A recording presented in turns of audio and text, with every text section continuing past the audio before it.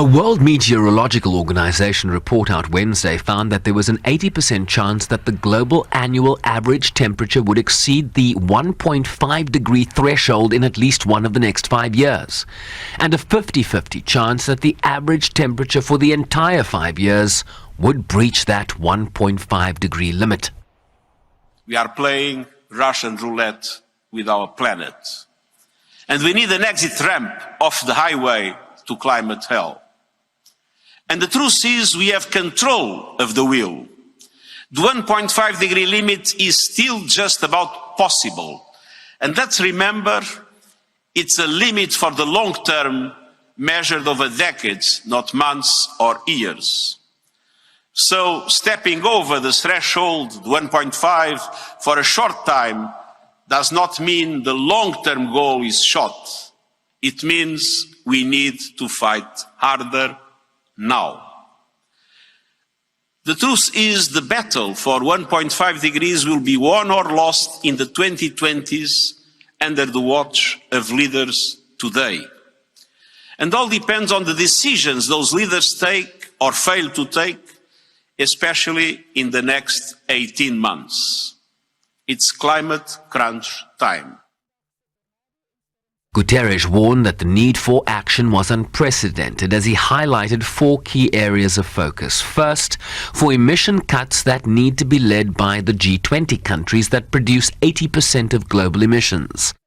Then ramping up protection from today's climate chaos and the need for developed countries to double adaptation finance to at least $40 billion a year by 2025.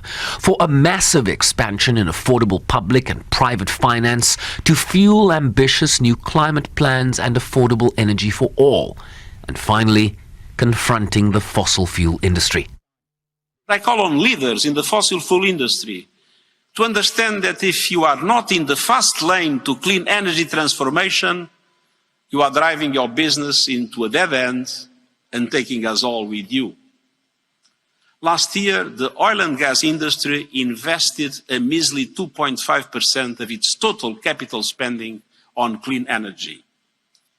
Doubling down on fossil fuels in the 21st century is like doubling down on horseshoes and carriage wheels in the 19th. So, to fossil fuel executives, I say, your massive profits give you the chance to lead the energy transition. Don't miss it.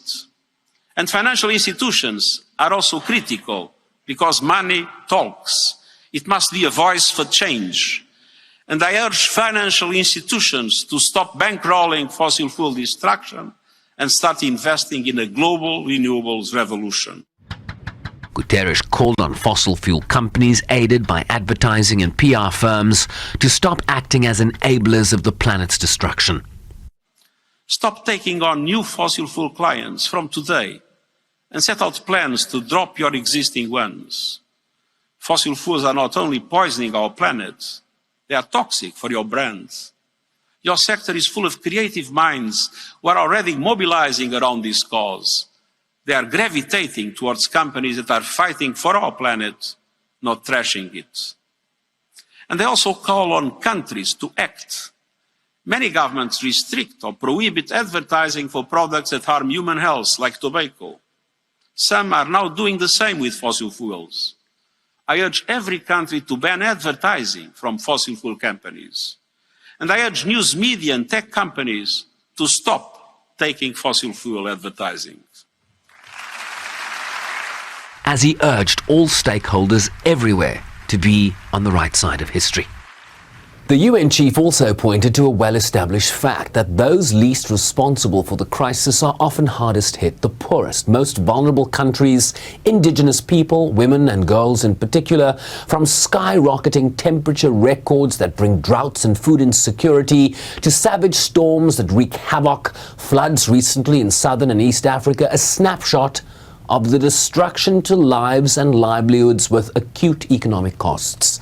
He warned that even if emissions were to hit zero tomorrow, studies already showed that climate chaos would cost at least $38 trillion a year by 2050, a mother of a stealth tax paid by everyone. Sherwin Bryce-Pease, SABC News, New York.